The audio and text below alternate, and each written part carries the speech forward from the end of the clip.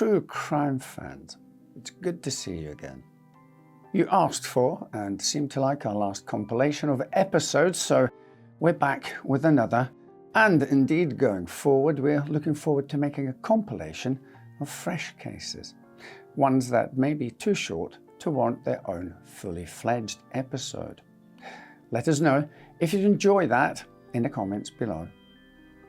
Back to this episode, and first up, we have a story of paranoia and jealousy that led one man to murder someone he professed to love.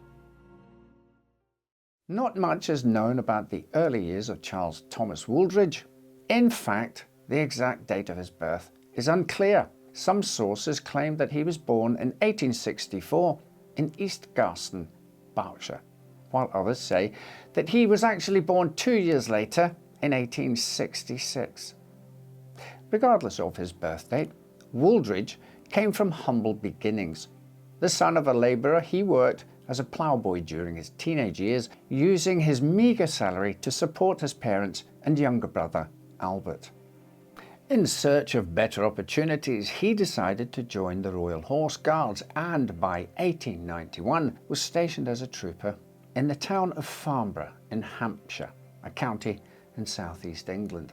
There, he met 19-year-old Laura Ellen Glendale, who had travelled from her hometown of Bath to work as a draper's assistant. She was well versed in this particular industry, since her father, Alfred George, was a successful woolen draper who sold wholesale fabrics to clothing manufacturers. The two quickly fell in love and, after a long courtship, were married on December 9th, 1894 in Kentish Town, London. Ellen was 22, while Wooldridge was 30, or thereabouts. Wooldridge, however, had failed to ask his commanding officer for permission to marry Ellen, which forced the newlyweds to live apart from each other when he was transferred from Farnborough to Windsor Castle in the county of Berkshire. While Wooldridge lived with his fellow guards at the barracks, his wife rented a room here at what was then 21 Alma Terrace, located just a few minutes away from Windsor Castle. She found work as an assistant at the post office, where she was well liked by her colleagues, with her supervisor even describing her as intelligent, courteous, obliging, and punctual. She also took up a training course in telegraphy at the nearby town of Reading. Sometime in the late 1890s, Wooldridge was transferred from Windsor Castle to Buckingham Palace in London, which made it harder for the couple to see each other. Because of their jobs, they could only meet for a few hours each week, which drove a wedge, of course, between them. By the beginning of 1896, it was said that the marriage between Wooldridge and Ellen had become strained. In January of that year, Alice Cox, a cousin of Charles Wooldridge, moved in with Ellen, allegedly after he ordered her to keep an eye on his wife. The two women disliked each other, with Alice claiming that Ellen was obstinate and was going by her maiden name to hide the fact that she was married. There were rumours that Ellen was having an illicit affair behind Wooldridge's back. However, Alice later admitted that she had seen no evidence of this. While Robert Harvey, a trooper stationed nearby, did pay Ellen a visit, he remained in the sitting room and had left the house early. Despite his cousin's overbearing presence and her assurances that Ellen wasn't having an affair, Wooldridge grew increasingly jealous and suspicious of his wife. He also became possessive of her, often arriving at the house unannounced in a bid to catch her red-handed with another man. On March 16, 1896, during one of Wooldridge's surprise visits, a fight broke out between the couple, which led to him punching Ellen repeatedly in the face. It was said that she emerged from their bedroom with 2 black eyes and a severely broken nose. This attack was the final straw for Ellen, and to try and ensure her safety from Charles, she wrote a note to his commanding officer. It read, "My lord, pardon me troubling you. I would not do so if I could help it. I wish to tell you about Charles Wooldridge. He came down a fortnight ago and behaved in a most strange manner and had some sort of fit. On Friday, he came down again in the evening and we disagreed. And he struck me as violently as he could in the face, blackening my left eye and causing my cheek to swell and become discoloured. And it is most painful now. I told him I should complain to his officer about him, and he promised he would sign a paper stating that he would never come near me again. May I ask you to make him do this and send it to me, as I feel far from safe. He might come again and repeat the treatment, and as I am in business in Windsor, I should lose my situation if I prosecuted him. And of course, he knows that. I had to tell my employer this morning that I had fallen downstairs and so disfigured myself. I do not write this to get Wooldridge punished. I want him to sign that paper so that I may have safeguard against this coming. May I implore you never to let him come down here again. If you would grant me an interview, I could explain everything to you which I cannot do in writing. Please allow me to see you. Again, asking your pardon. Believe me to be yours very respectfully, L.E. Glendale. Sadly, it seems that Ellen would never get the meeting she sought. But on March 29th, she was once again visited by Wooldridge, this time bearing the contract she had asked him to sign. He wanted to talk. Ellen agreed and allowed her husband to enter her home. Unfortunately, her willingness to hear her husband out would have dire consequences. At the time, Alice Cox was also inside the house, although Ellen sent her away to fetch her hat and coat. Soon after, she dashed out onto the street upon hearing a terrible scream which, according to her story, occurred shortly after Wooldridge's arrival, though by the time she arrived on the scene, it was already too late. Ellen and Charles walked into their front garden, and there Wooldridge produced a razor and attempted to slash Ellen's throat. Ellen screamed murder and ran into the road. Wooldridge gave chase, threw her to the ground, and accomplished his dreadful work.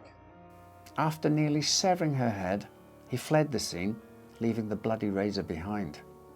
A few hours after this gruesome discovery, Wooldridge turned himself in to the local police, confessing that he had murdered his wife because, quote, she had been carrying on a fine game, end quote. His statement led the coroner to conclude that the murder had been caused by, quote, some misunderstanding between Wooldridge and the deceased, and it looked like a case of jealousy, end quote. Given that he had admitted to the crime, Wooldridge was placed on trial almost immediately after the murder. Proceedings against him began on June the 18th, 1896, and were held here at Reading Crown Court, the Berkshire Court of Assizes, as it was then. His defence team argued that he was a passionate man who loved his wife dearly and was distraught by her treatment of him. They also argued that he was driven to murder his wife after hearing rumours that she was having an affair with another man. However, the presiding judge, Justice Sir Henry Hawkins, disagreed with the defence, saying, quote, if a woman expressed her wish to have nothing to do with her husband, that was no justification why the husband should commit murder, end quote. His sentiments were shared by the jury, who found Wooldridge guilty of killing his wife a mere 2 minutes after his trial ended. They did recommend that mercy be shown to him since the murder was provoked, but this was overturned and he was instead sentenced to death. On July the 7th, 1896, Charles Thomas Wooldridge was hanged here in Reading Jail. Meanwhile, the body of his 24-year-old wife was laid to rest in the graveyard at St Andrew's in Clwyd, Windsor. There were many other people incarcerated at Reading Jail while Wooldridge was being held there. Its most famous prisoner at the time was the celebrated author Oscar Wilde, who garnered fame for his play The Importance of Being Earnest and his best-selling novel The Picture of Dorian Gray. Wilde was incredibly popular. However, he did have his critics. The most vocal of them all was John Douglas, a Scottish nobleman and the 9th Marquess of Queensberry, whose son, Alfred, was rumoured to be in a homosexual relationship with Wilde. Not only was homosexuality considered a societal taboo at the time, but it was also a criminal offence, with the Criminal Law Amendment Act of 1885 explicitly prohibiting sexual relationships between men. While Wilde did his best to hide his sexual orientation, his flamboyant behaviour caused rumours that he was secretly gay. This, combined with his close friendship with Alfred Douglas, led to Sir John publicly condemning him. To save his reputation, Wilde sued him for libel. In retaliation, Douglas alleged that Wilde had solicited 12 different boys to commit sexual acts with him between 1892 and 1894. He managed to secure a mountain of evidence to prove his allegation, which led to Wilde's lawyer withdrawing his counsel on the 3rd day of the proceedings. Shortly afterward, an arrest warrant was issued for Wilde on charges of indecency. He was given the opportunity to flee to France. However, he decided to remain in England to stand trial. It was a humiliating ordeal for him, with several witnesses coming forward and testifying that they had seen him engaging in sexual activities with other men. In the end, Oscar Wilde was convicted of sodomy, with the presiding judge remarking, quote, "It is the worst case I have ever tried. I shall pass the severest sentence that the law allows. The sentence of the court is that you be imprisoned and kept to hard labour for 2 years." End quote. Wilde was incarcerated at Reading Jail, where he was made to carry out back-breaking physical labour, such as unravelling old ropes that were salvaged from ships. This punishment, referred to as oakum picking, caused Wilde's fingers to bleed. He would remain here for 2 years. During that stay, of course, he would learn of Wooldridge and the murder, and was still here when Wooldridge was hanged. He would also go on to memorialise the murder in a line from his very famous poem, The Ballad of Reading Jail. According to The Guardian, quote, "The poem is dedicated to the memory of the sometime Royal Horse Guards trooper, Charles Thomas Wooldridge, and the central incident is Wooldridge's execution for the murder of his wife." Around this narrative core, whose genre might be described as Gothic realism, Wilde builds a meditation on the paradoxes of morality. The ballad is an indictment of the death penalty and the whole penal system, but it is much more than a protest poem. It is a revelation, and its structure is part of that revelation. End quote. The poem's refrain, "For each man kills the thing he loves," has become one of the most famous lines that Wilde has ever written, thought to be a reference to both his relationship with Alfred Douglas and Wooldridge's violent crime. The poem ends with this haunting stanza, and I quote, "And all men kill the thing they love, by all let this be heard. Some do it with a bitter look, some with a flattering word.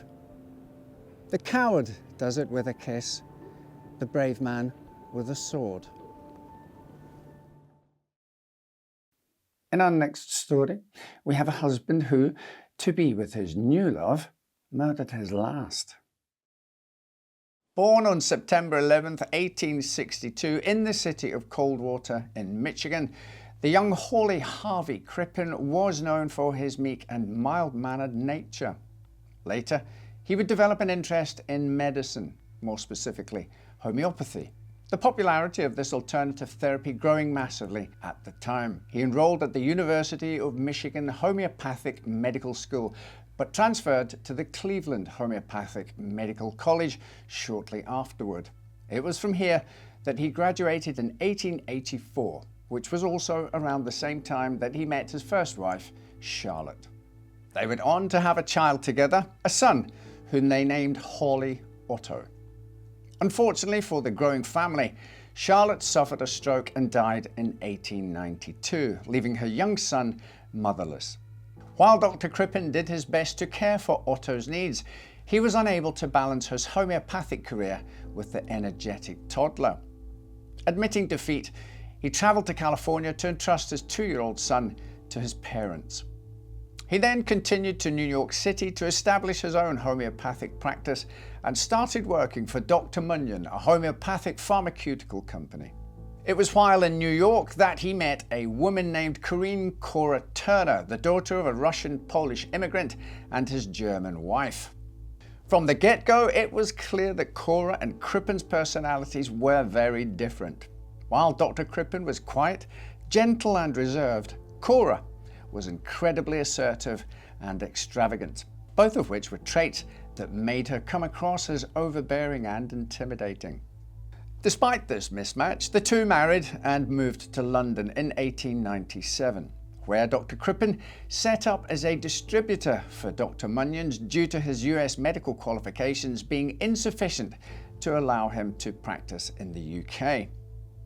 While he was busy with that, Cora was trying her hardest to become one of the city's most respected opera singers.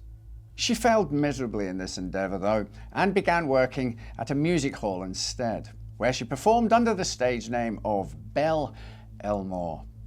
Her constant exposure to the public led to Cora involving herself in a string of romantic and sexual affairs with several enraptured fans. Dr. Crippen was also far from faithful. Having been sacked by Dr. Munyon's for spending too much time trying to manage his wife's career, he became manager of Druitt's Institution for the Deaf, where he hired one Ethel Leneve as a typist, and soon the pair were having an affair of their own. In September of 1905, Dr. Crippen and Cora moved to 39 Hilldrop Crescent, Camden Road in Holloway, a district of London. There, they slept in separate bedrooms, which served to further deteriorate their already tenuous marriage. This didn't bother Dr. Crippen one bit though. By then, he had already fallen head over heels in love with Ethel, but their relationship was hampered by the fact that he was unable to divorce his wife. And so, he continued the relationship with his mistress, all the while living with Cora under the same roof. This strange situation continued until 1910, the year when many claimed Dr. Crippen had finally had enough. On January 31st, 1910, the Crippens held a dinner party for Paul and Clara Martinetti, who were close friends of Cora. The evening passed pleasantly enough. However, the Martinellis later alleged that Cora had loudly and savagely berated her husband for failing to escort Paul to the bathroom. They already be doing that. Mr. Marionetti going, I can go myself. He can go himself. Take him. He can go himself. I can go myself. The evening passed pleasantly enough. However, the Marionettis later alleged that Cora had loudly and savagely berated her husband. The overgrown man in the toilet. Sorry. I will get past it. On January 31st, 1910, the Crippens held a dinner party for Paul and Clara Martinetti, who were close friends of Cora. The evening passed pleasantly enough. However, the Martinellis later alleged that Cora had loudly and savagely berated her husband for failing to escort Paul to the bathroom. The dinner party ended in the small hours of February the 1st, and this would be the last time that Cora Crippen was seen alive. Because of her job as a stage performer, Cora's absence was soon noticed by her circle of friends. Many of them began asking after her, confused at why she had suddenly vanished from London. At first, their concerns were soothed by Dr. Crippen's claims that she had merely returned to the United States. But as weeks passed, this excuse no longer felt like the truth. Her disappearance seemed even more bizarre when Dr. Crippen began to say that she had passed away after suddenly contracting an illness back in her home country. As plausible as this may have sounded to some, something about it just didn't sit right with others. Their suspicions were raised even more when Dr. Crippen's mistress, Ethel, began to wear Cora's jewellery in public. By the end of February, she had moved into the couple's home at Hilltop Crescent, which many found questionable.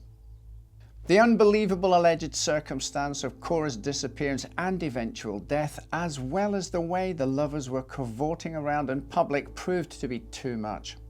The authorities were first alerted by Cora's friend, strongwoman Kate Williams, who also went by the name Vulcana. Initially, the case wasn't given much mind, but when more of Cora's performer friends began to come forward, the police started to take action. On July 8th, a couple of months after Cora was last seen by the Martinettis, Dr. Crippen was visited by Chief Inspector Walter Dew, who proceeded to interview him about his wife's disappearance. The story that he told, however, was much different from the explanations he had given to their social circle. He told Dew that Cora had left him for another man by the name of Bruce Miller, an American she had met several years prior. Dew informed him that it would be better if Cora contacted him to confirm this story, and Crippen replied, stating that he would place advertisements in newspapers in an effort to have her make contact. But he never did. Instead, he and Leneve set off the next day and travelled to Brussels, continuing on to Antwerp, where they boarded the SS Montrose, which was bound for Canada. Knowing that they were the prime suspects in Cora's disappearance, the lovers decided to don disguises. Dr. Crippen shaved his distinctive moustache while Ethel disguised herself as a boy. Together, they travelled as father and son.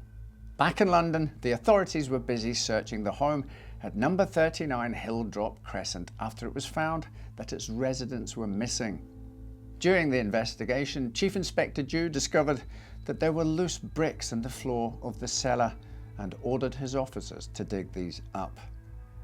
Nothing could have prepared them for the gruesome sight that lay underneath, because what they unearthed were the remains of a female body. It was severely decomposed and consisted of nothing but pieces of flesh, however. It clearly lacked its head, limbs, and skeleton. An autopsy determined that the remains belonged to Cora Crippen, whom her husband claimed had returned to the United States in February. The medical examiner also ruled that the doctor's unfortunate wife had been poisoned before being dismembered and buried underneath the cellar floor. Meanwhile, Dr. Crippen and Ethel had attracted suspicion while on board the SS Montrose. Their co-passengers found them strangely affectionate, exhibiting a bond that didn't seem to be one shared between a father and a son. More than that, though, the boys' clothes appeared ill-fitting, and this, along with their behaviour, was enough for some people to sound the alarm. After growing suspicious himself, Captain Kendall sent a telegram to Scotland Yard, which was received by Chief Inspector Dew, who didn't waste any time. He and several officers boarded the SS Laurentic, which was capable of travelling at much higher speeds than the SS Montrose. Because of this, the father and son duo were arrested on July 31st as the ship that they were on was sailing up St. Lawrence. They were identified as Dr. Crippen and his mistress, both of whom were swiftly handcuffed and escorted back to London for their trial. To quote the history press, it was decided that the pair should not be tried together. Crippen would face his trial first, and once that verdict had been determined, Ethel Leneve would take her turn in the dock, to be tried as an accessory. So it was that on October 18th, Crippen stood alone in the dock at the Old Bailey before the Lord Chief Justice of England, Lord Alveston. The defence team argued that the body found in the cellar of Dr. Crippen's home was not his wife, but rather an unknown woman who had been placed there before the couple had moved in. In response, the prosecution proved that the remains were, in fact, Cora's. They pointed out that one of the pieces of flesh that had been recovered bore a scar that Cora had on her lower abdomen. To add to that, a pyjama jacket that had been wrapped around the body was made of a particular cloth and pattern that was only developed in late 1908, which proved that the remains were buried there after the Crippens had moved in. But the most damning piece of evidence was that the body contained traces of a poison called hyoscine, which Dr. Crippen had purchased on January 17th, just a few weeks before his wife was last seen alive. With all these presented before them, the jury only took 30 minutes to convict Dr. Hawley Harvey Crippen of the murder of his wife Cora, and he was sentenced to death. Ethel Lanieve was also put on trial a few days later on October 25th. However, she was ultimately found not guilty of accessory to murder. Her acquittal meant that 48-year-old Dr. Crippen was alone when he faced the gallows on November 23rd. He was buried in an unmarked grave with a photograph of his beloved mistress, along with several of her letters. At first glance, the murder case of Cora Crippen seems clear-cut. Not only was there a body and pieces of evidence, but there was a motive as well. Her husband, dissatisfied with their marriage and wanting to start a new life with his mistress, had poisoned her. He had the means to obtain the poison too. As a medical practitioner, his purchase of a toxic substance would not have been questioned. However, many claim that the story isn't as unambiguous as history has made us believe all these years. For instance, Professor David Foran, the Director of Forensic Science at Michigan State University, claims that DNA samples obtained from Cora Crippen's grandnieces bore no match to the remains found in the cellar. More than that, though, they determined that the body wasn't even a woman. According to renowned toxicologist John Trestrell, quote, "This is the slide which Spilsbury used to identify the body as Cora Crippen's, and this was the evidence on which Crippen was convicted." But the substance in the slide is not Cora Crippen. No question. I don't say Hawley Crippen is innocent, but he is no longer proven guilty. Foran and Trestrell's findings, though, have been disputed by several experts. Despite a large number of detractors, attempts to clear Dr. Hawley Harvey Crippen's name continue. Only time will tell if they'll succeed. As for Lanieve, she spent time in the United States and settled in Canada for a while before returning to the UK, where she died in 1967. In the 1980s, Sir Hugh Rees Rankin claimed to have met Ethel Lanieve many years prior and states that she informed him that Crippen had committed the murder because Cora had syphilis. So, what do you think happened? Did Crippen murder his wife? Or if he didn't, whose were the remains that were found, and where did Cora Turner go? Cheating men feature in our next two true crime stories. In both, those being cheated on and abused take deadly action, though their fates were very different. Firstly, the case of Yvonne Chevallier. A promising medical intern at a hospital in Orléans, or if you prefer, Orleans, France, Pierre Chevallier was well liked by his colleagues and teachers, nearly all of whom agreed that his future would be bright. In 1935, he met a woman named Yvonne Rousseau, who worked as a midwife at the same hospital. Despite their mutual attraction, their relationship seemed doomed from the start. Pierre came from a wealthy and influential family, whom their local community held in high regard, whereas Yvonne had grown up on a peasant farm on the outskirts of France.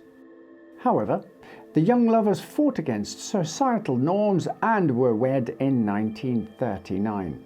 Their first son, Matthew, was born the following year, but by then, the world as they knew it had already drastically changed.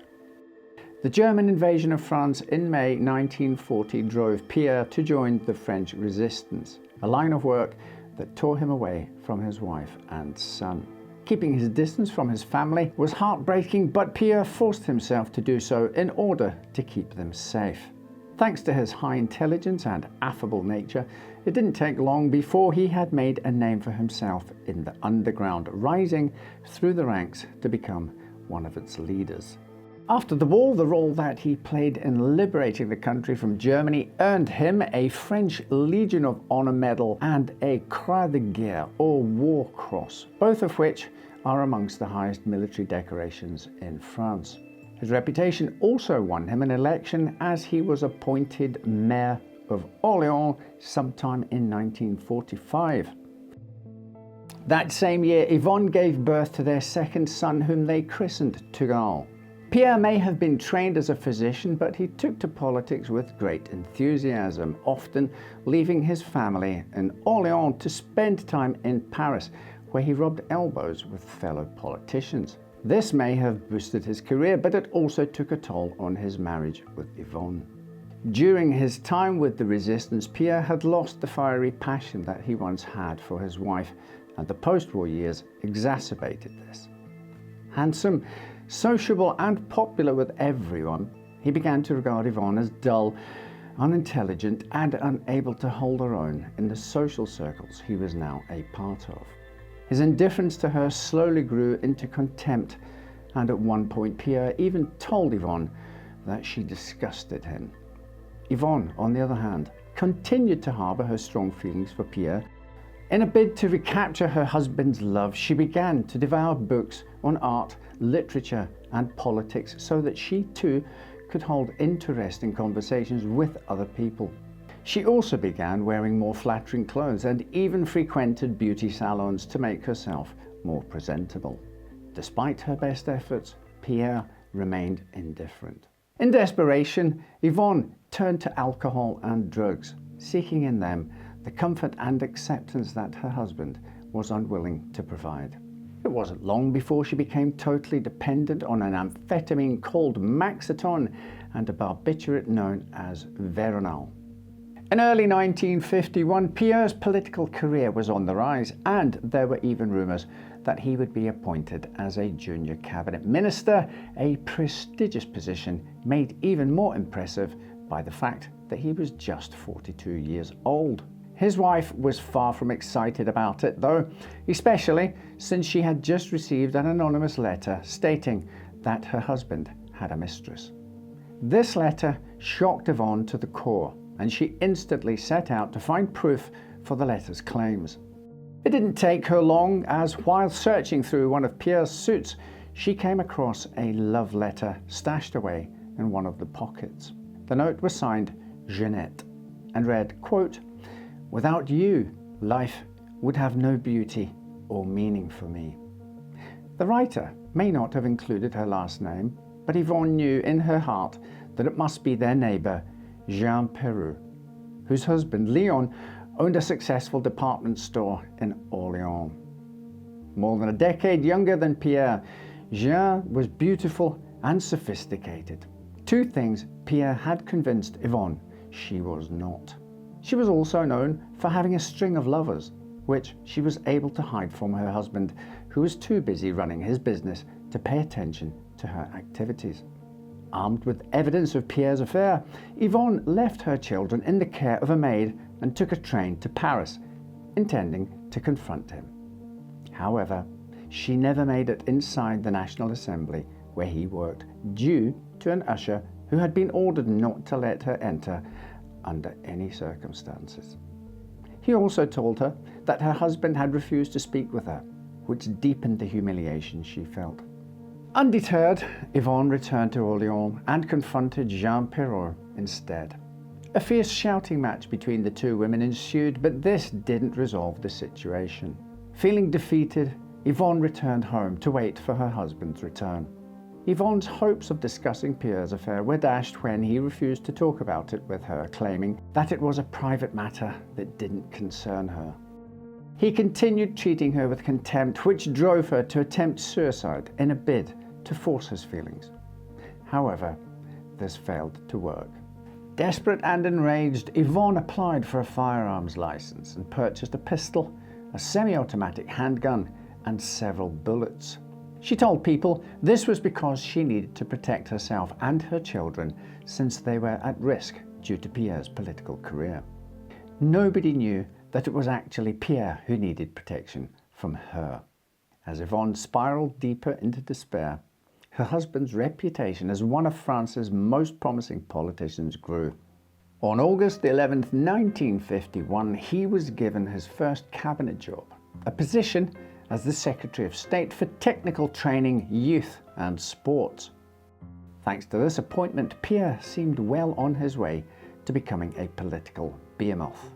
As gratifying as the investiture ceremony was, many spectators noted that it was marred by Pierre frequently being called to the telephone. Later, it was revealed that his wife had been calling him the entire day, furious and demanding that he come home immediately.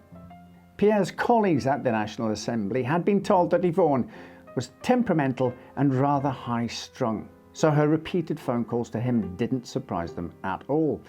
They also understood his predicament and weren't concerned when he decided to head home to Orléans after the ceremony ended. Upon arriving home, Pierre immediately started arguing with his wife, berating her for disturbing the most important event in his political career. Yvonne, on the other hand, desperately begged him to end his affair with Jeanne, to which he refused. His desire to continue seeing his mistress drove Yvonne wild. She ran into their bedroom, retrieved one of her guns, and shouted that she would kill herself. Pierre, who had grown accustomed to her threats of suicide, goaded her into doing so, believing that she didn't have the strength to actually pull the trigger. He couldn't have been more wrong.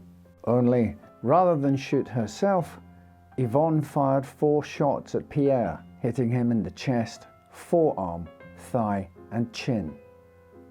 He collapsed to the ground with the noise alerting their eldest son, Matthew, who burst into the room. Yvonne calmly led him away, leaving him with one of the maids before returning to Pierre's body and firing one last shot into his back.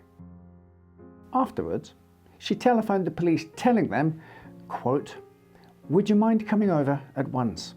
My husband wants to speak to you." At the time, Pierre was still the mayor of Orléans, so the authorities didn't question it when they were called to his home.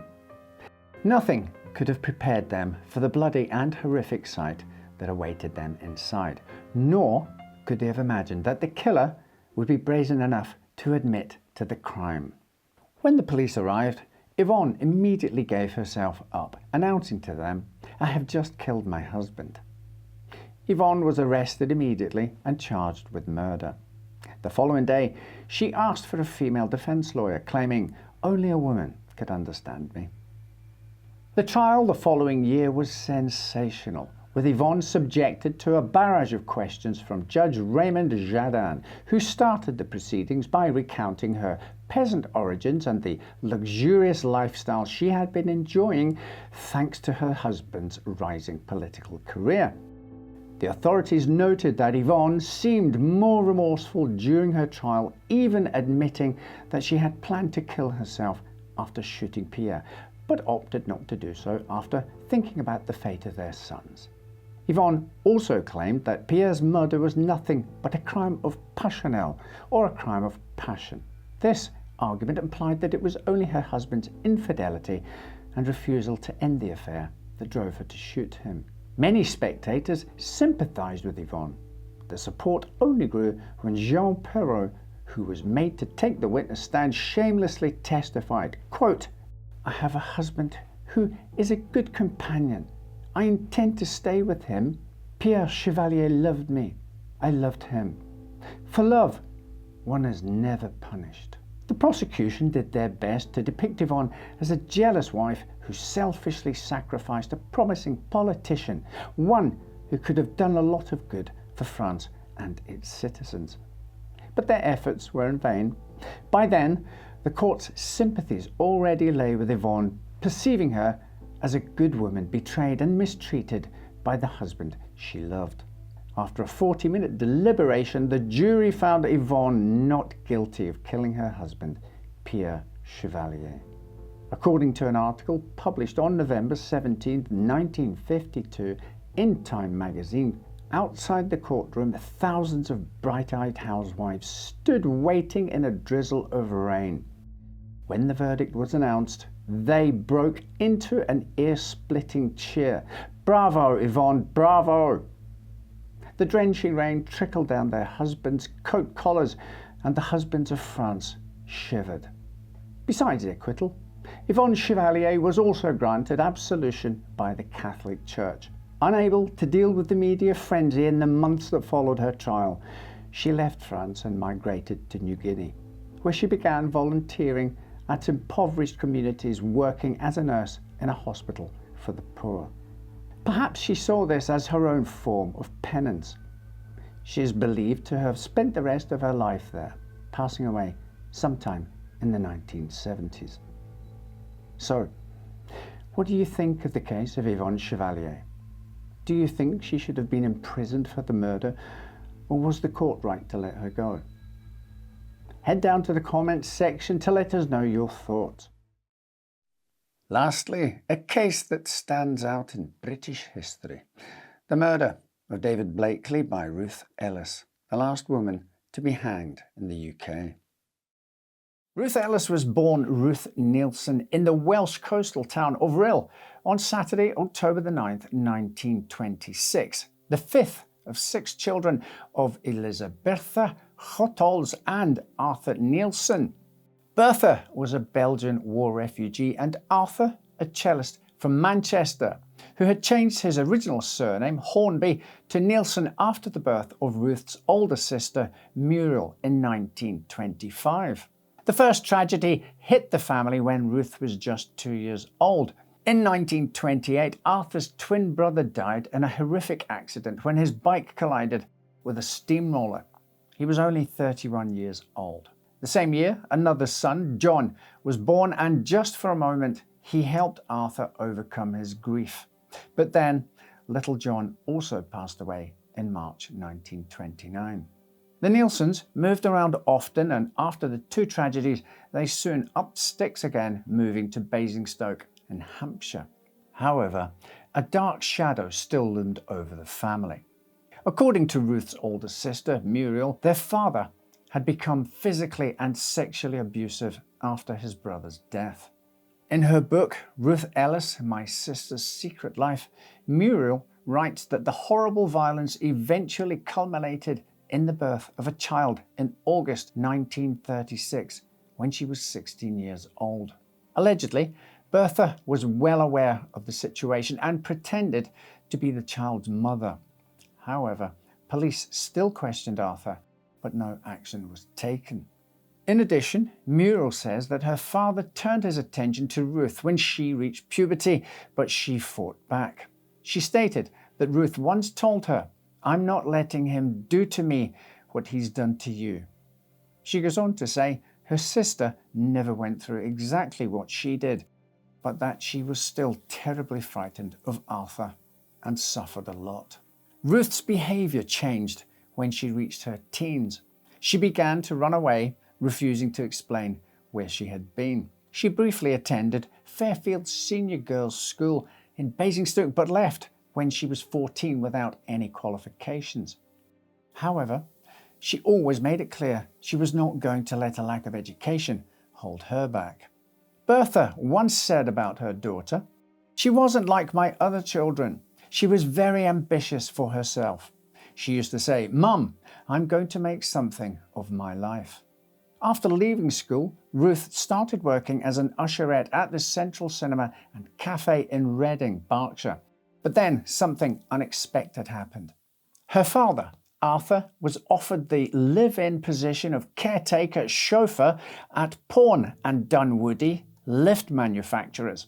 He left for London in 1940 and Ruth followed him. Though she wasn't alone, Ruth's eldest brother, Julian, served in the Royal Navy and was home on leave.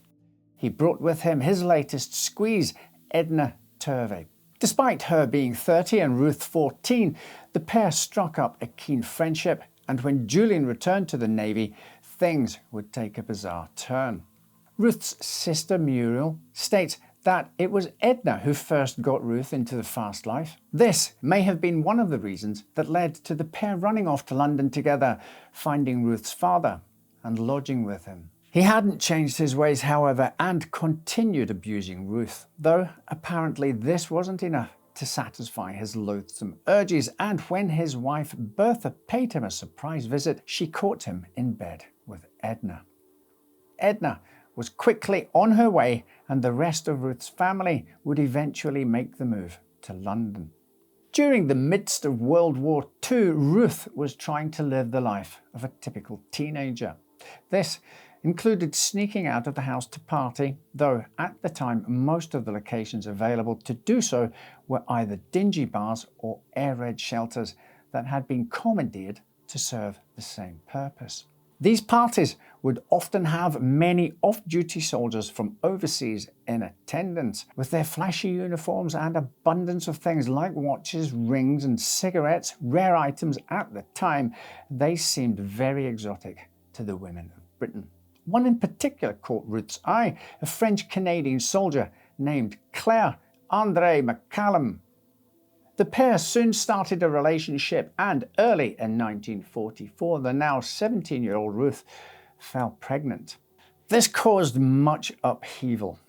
Ruth's parents disapproved of the pregnancy, and the local hospital turned away women who were bearing illegitimate children. This resulted in her leaving for a nursing home hundreds of miles away in Gilsland, Cumbria, giving birth on September 15, 1944. She named her new son Claire Andrea Nielsen, though he would be known as Andy. At the time of his birth, his father was away in France. Despite promises to marry Ruth after the war, this would never happen, as it was revealed that he was already married with a family back in Canada. He sent money to Ruth for a year before sending her a bunch of red roses and severing contact. Understandably, Ruth was distraught and felt abandoned.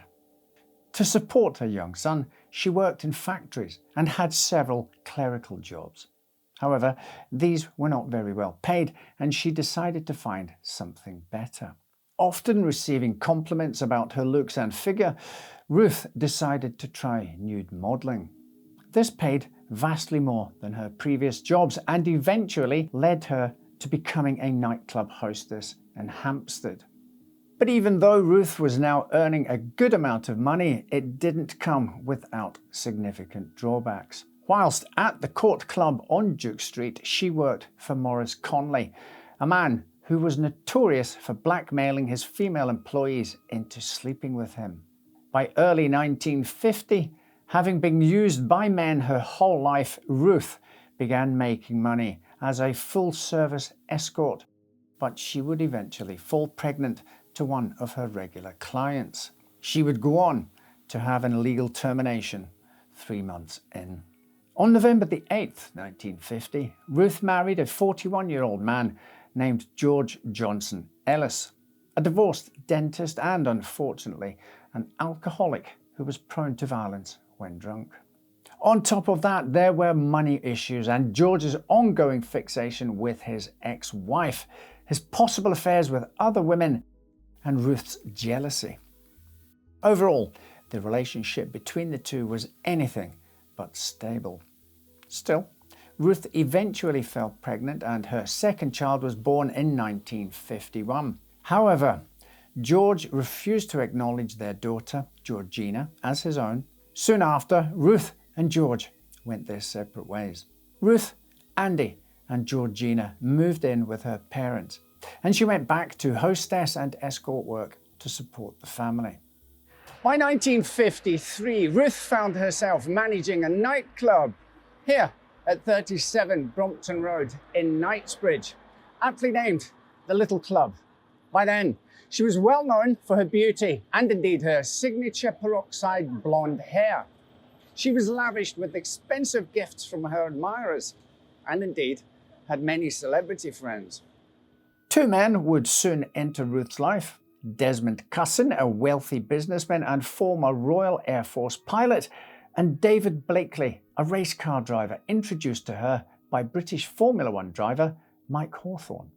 David was 3 years younger than Ruth and the son of a Scottish doctor. When his parents divorced, his mother married a motor racer from whom he got his interest in the field. David was well educated and, at the time, had 2 flats in his use, one in Penn in Buckinghamshire and one in London. Despite his apparently upper-class upbringing, David's major interests were fast cars, women, and alcohol. Within weeks, David was all but living in Ruth's apartment, which was situated at the club, despite the fact he had 2 flats of his own and despite being engaged to another woman. Ruth and David's relationship can be described as a tempestuous affair that fluctuated from physical passion to physical abuse. It was sex, drink, and violence. They loved and hated each other in equal measure. Leaving that kind of relationship can be extremely difficult, and Ruth's situation was a model example of that. During this time, Ruth became pregnant for the 4th time, but had a second abortion as she felt David was not committed enough to their relationship.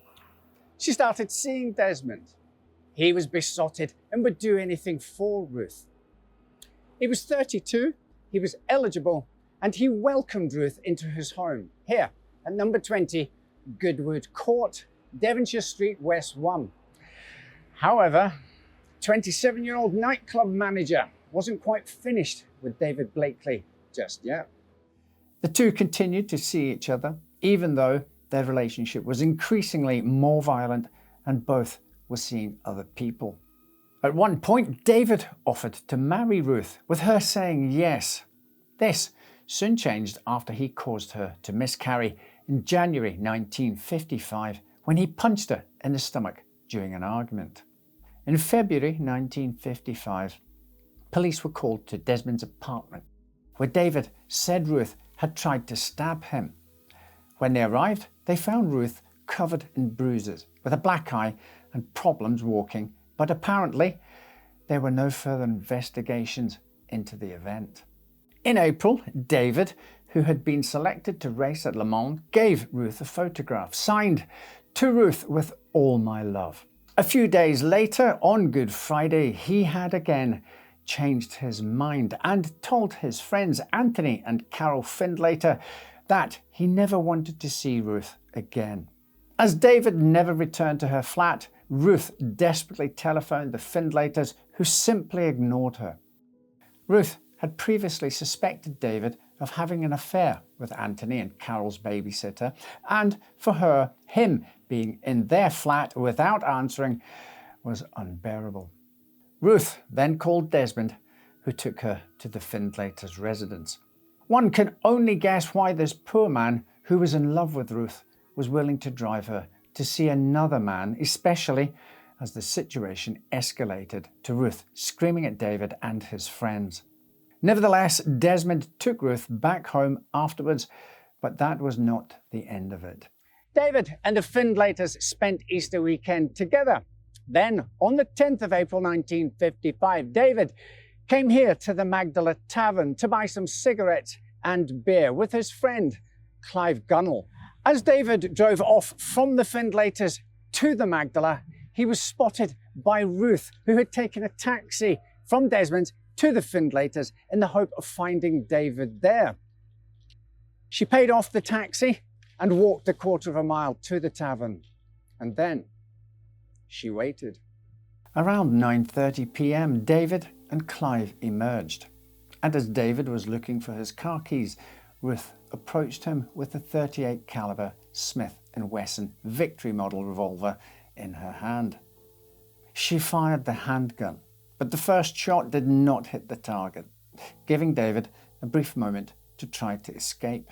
The second bullet, however, hit its mark, causing David to collapse onto the pavement. Ruth then stood over David and fired 3 more shots. One was fired so close to his back it left burns on his skin. Several people witnessed the shooting, and one person, Gladys Yule, was injured on her hand by the 6th bullet that Ruth fired into the ground after the gun first jammed, the bullet ricocheting up off the concrete. Whilst we're here, it's worth mentioning that the landlady of this pub in the 90s drilled a couple of holes in the wall, and thus began the legend that this is where the bullets struck. It was, of course, a ruse, and one can only imagine put forward to boost trade. Ruth was then arrested by an off-duty policeman who reportedly heard her saying, "I'm guilty. I'm a little confused." There was nothing anybody could have done for David.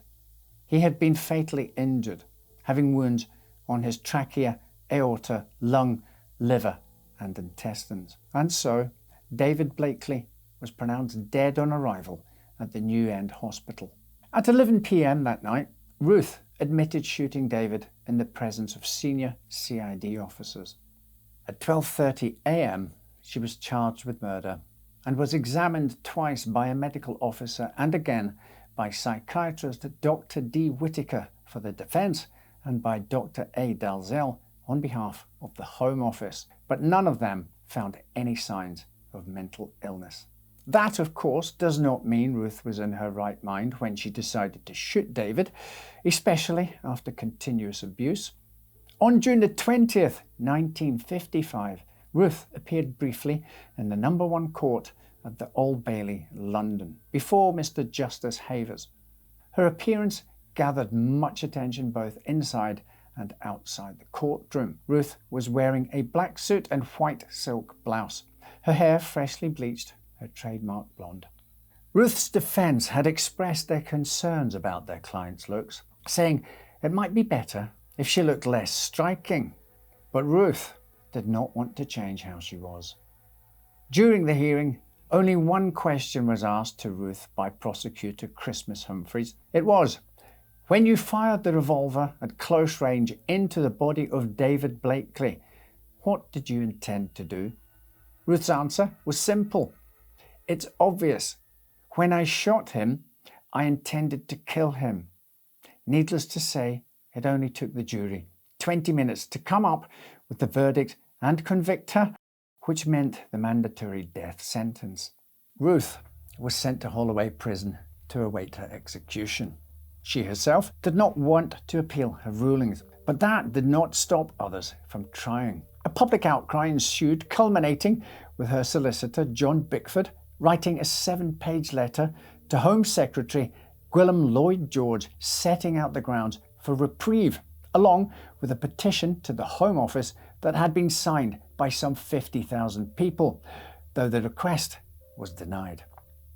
In her last days, Ruth wrote a letter to David's parents saying, "I have always loved your son, and I shall die still loving him." On July the 13th, 1955, just before 9 a.m., the hangman, Albert Pierpoint, and his assistant took Ruth Ellis to the adjacent execution room where she was hanged. Albert later said that Ruth smiled at him just before the execution. She was buried in an unmarked grave within the walls of Holloway Prison, as was customary at the time. In the early 1970s, Ruth's remains were exhumed alongside other executed women and were reburied in the churchyard of St. Mary's Church in Amersham, Buckinghamshire. The case, its outcome, and the subsequent media attention had a massive impact on the remaining family members. George Ellis was consumed by his alcoholism and committed suicide in 1958. In 1969, Ruth's mother was discovered unconscious in a gas-filled room. She survived, but would never make a full recovery, never speaking coherently again.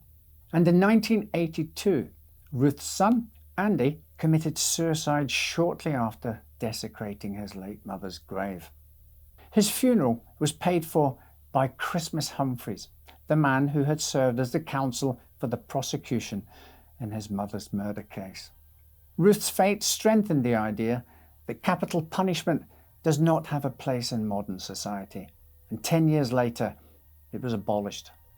Her hangman on that day, Albert Pierpoint, who had hanged over 400 criminals over his career, hanged only one more person after Ellis, and later went on to say, "Capital punishment is said to be a deterrent. I cannot agree. There have been murders since the beginning of time, and we shall go on looking for deterrents until the end of time. If death were a deterrent, I might be expected to know. It is I who have faced them last. Young lads and girls, working men, grandmothers. I have been amazed to see the courage with which they take that walk into the unknown. It did not deter them then, and it had not deterred them when they committed what they were convicted for.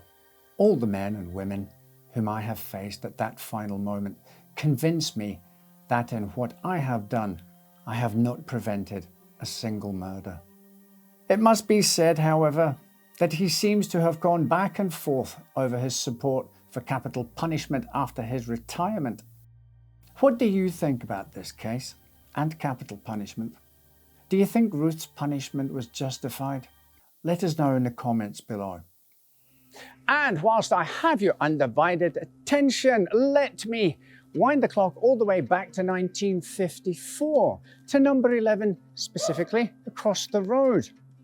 Stilo Pontopaio Christofi, a Greek Cypriot matriarch, killed her son's wife, Hella Lycia, strangling her and burning the body.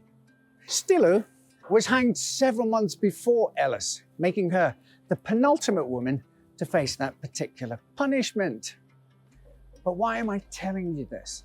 Well, whilst the two cases are often mentioned together, a lesser known fact is that the two women committed their crimes just 100 yards apart. And along with that bonus information, I'd like to say thank you for watching. Take care, and I'll see you next time with another story that will make you say, well, I never.